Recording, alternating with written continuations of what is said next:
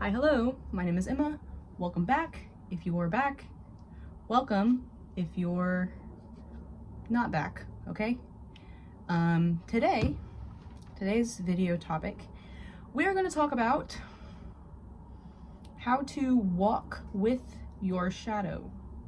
And I'm going to explain what that means in a moment. But yeah, the first thing that I also wanted to say and clarify is that all of these videos that I am putting out here are all things that come from like direct experiences from my life or from people that I know. So all of these things are things that I've experienced, and I'm just sharing my experience. And if you want to share your experience, please do. I would love to hear it. Okay. So I've had a lot of coffee today, so like bear with me here. I'm a little bit like jittery, but I guess what first I'm going to explain is like what I mean by walking with your shadow. I'm speaking about shadow self, specifically your shadow self. And what your shadow self is just your, pretty much your dark like energy, like your feminine energy, like your, you know, all of the kind of like trauma responses you built throughout your life, your like emotional vulnerability, all of that good stuff. Okay, that's your shadow.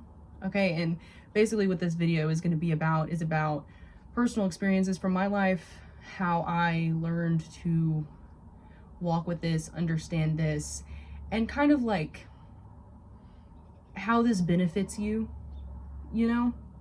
So basically, when you have like, what I notice is that a lot of people, especially including myself, because I have still have emotional problems. I'm a very highly empathetic person. I feel things extremely deeply. So sometimes when I would get into these states of feeling very sad, it would almost feel like it was more than I could handle, if that makes sense. So for a long time, me personally, and I know a lot of other people do this as well, I would try to avoid feeling these negative emotions because I didn't want to have to deal with experiencing them because of how overwhelming it was for me, because I had like specific traumas and things like that happened in my life that like kind of like installed this like fear into me, kind of. And everybody's different, so this is different for everybody, but I do think that it is like a general thing that a lot of people really just do go about their life and try their hardest not to feel bad. Okay, and this can actually turn into quite a negative thing when you do this, because it kind of puts you in a position where, I know, even especially like I said, me personally, it'll put you in a position where you start coping with it in unhealthy ways. Like when you're sad, you'll start drinking, or you'll start, you know, like smoking weed and cigarettes, all of that stuff. Like those are all things that I used to do. I even used to do harder things than that, like back when I was a teenager. So like just like developing really unhealthy coping mechanisms for like dealing with these negative emotions, trying to not feel them. But like, I'm gonna give you an analogy for this. If you get shot in the leg, okay, what are you gonna do about getting shot in the leg? Are you going to, well, you're going to obviously take the bullet out, disinfect it, like really wrap it up and make sure that it's good to heal.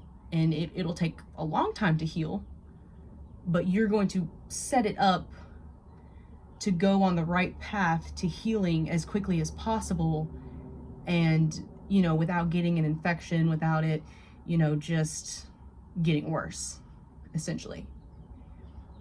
If you get shot in the leg and you're just like, oh, well, I'm just gonna wrap it up real quick and move on, it's gonna get infected. It's gonna like turn purple, and you get the picture. It's gonna be nasty.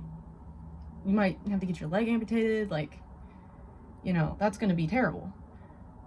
And for like a gunshot wound, if you get shot in the leg, you can you can recover from that. I knew somebody who got shot in the leg, and she recovered fine. Because she went to the hospital, got the proper care, everything. You get what I'm trying to say, okay? That's the same thing that happens whenever you're sad and you're like, oh, okay, well, I'm gonna go take 4 shots of tequila and just forget about it. Okay, you're essentially putting a Band-Aid over a bullet wound. When you refuse to feel these emotions and you just, go and use these unhealthy coping mechanisms to push it away, it doesn't get rid of them. Have you ever used alcohol as a solution and then woken up the next morning and your problem was gone? No. I know, me personally, anytime I've ever done that, I wake up and I feel like 10 times worse than I did before.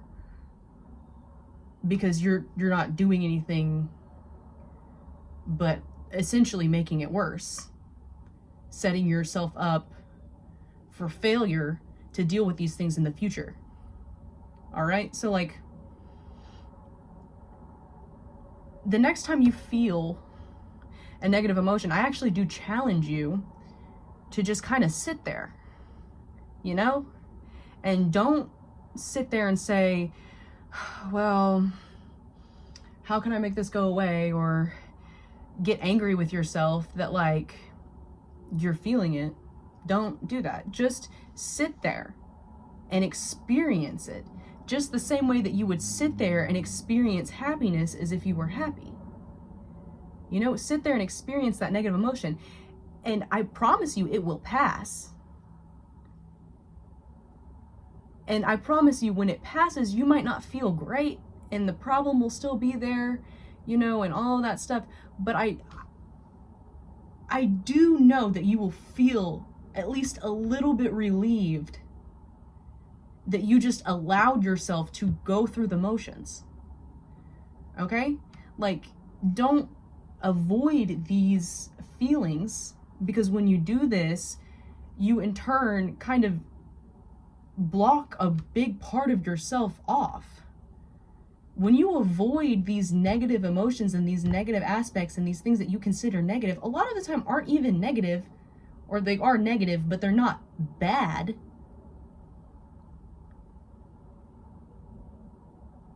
You're suppressing parts of yourself and you're not really understanding yourself. Okay? When you understand yourself in every aspect, even not even necessarily just these sad emotions. I mean all different types of emotions that you have, even emotions involving I'm trying to think.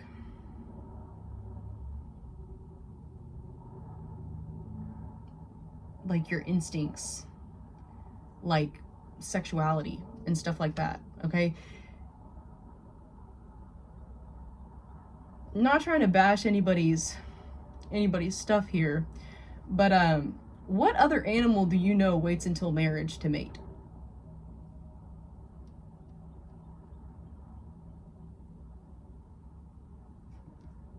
No, when it's mating season, animals mate. That's literally your instinct. That's instinct. Okay, I don't know who came up with that, but the Pope. And what does the Pope do? Okay, I'm gonna leave it there. But yeah. Moving on. When you discover these things, when you go into these things, it actually makes you a better person and a more fun person to be around, because you're more authentic, you're more comfortable with yourself, you're more vulnerable. Vulnerability, that's what I was thinking of. Being vulnerable. Okay, when you're more vulnerable, you're a more fun person to be around. And in turn, this actually makes you a better person. And also makes you better at being intimate with other people. And I'm not even just talking about physically intimate. I'm talking about just intimacy in conversation. It makes you better because you can actually understand people on a deeper level. I swear, I talk to people sometimes, and I'm not trying to be like mean or like act like I'm better than these people or anything like that, but like I will be trying to have a conversation with somebody, and I realize that their personality lacks a lot of depth because they have not went within themselves and kind of like discovered these dark aspects of themselves. So whenever I try and like be emotionally vulnerable with people, like a lot of the time they will literally, quite literally, shut me down because it reminds them of parts of themselves that they do not like. And actually, you can notice this within yourself. If you have ever like met somebody and there's just, you know, there's something about them that just irritates you and you can't really quite put your finger on it. Like, it's not like even anything that's like, you know, necessarily bad or anything. It's just like something about them just irritates you. The reason why they're irritating you, or the reason why you're frustrated with them, is because they're like displaying a part of them, of yourself, to you that you have not accepted yet. So that's the reason why you're irritated by them, is because you have not yet accepted that aspect of yourself. So that kind of explains that for you. And whenever you can kind of understand this and understand, okay, well, this is the reason why I act the way that I do, how can I use this and turn this into something positive?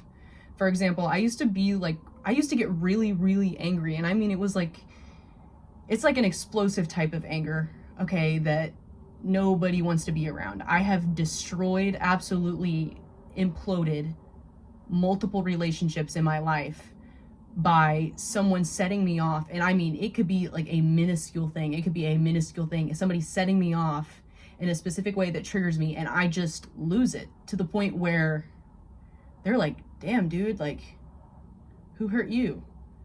And it's literally like, who hurt you? Like, why are you acting this way? And that's why I'm talking about this right now, is because I have literally destroyed multiple relationships in my life by allowing my shadow self to take over and not understanding it and not discovering it and not digging deeper into it when I'm alone, when I can actually do so. That's why this is important, because not only will you hurt yourself, you'll hurt people around you. And you don't want to do that.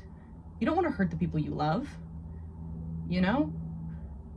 You even hurt the people you love by having unhealthy addictions. You hurt the people you love by blowing up on them out of anger, you know, for something really small that they did. A lot of the time, when you get super angry about something, I'm not saying, like, yes, you have a reason to be angry. Your emotions are valid, obviously.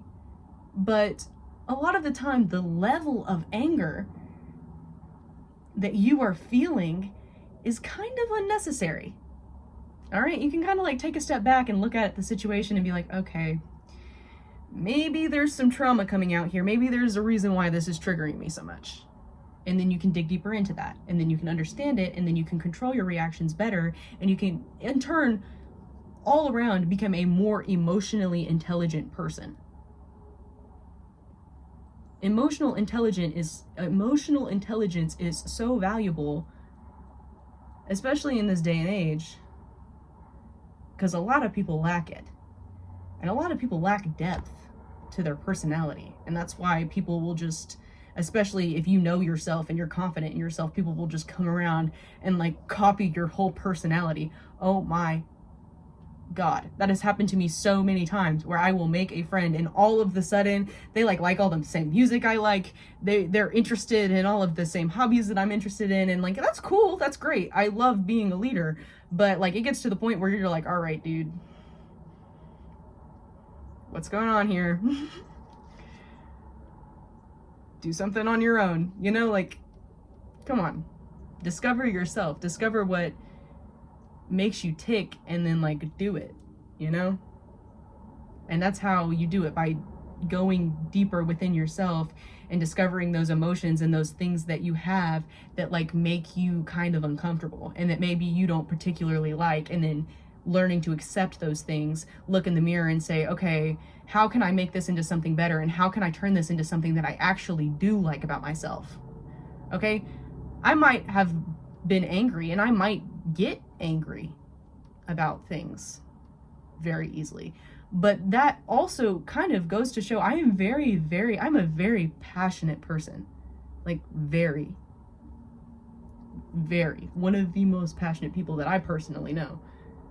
When I get into talking about something that, you know, I like or I do or whatever, I am passionate about it. I love it. I enjoy every moment of it.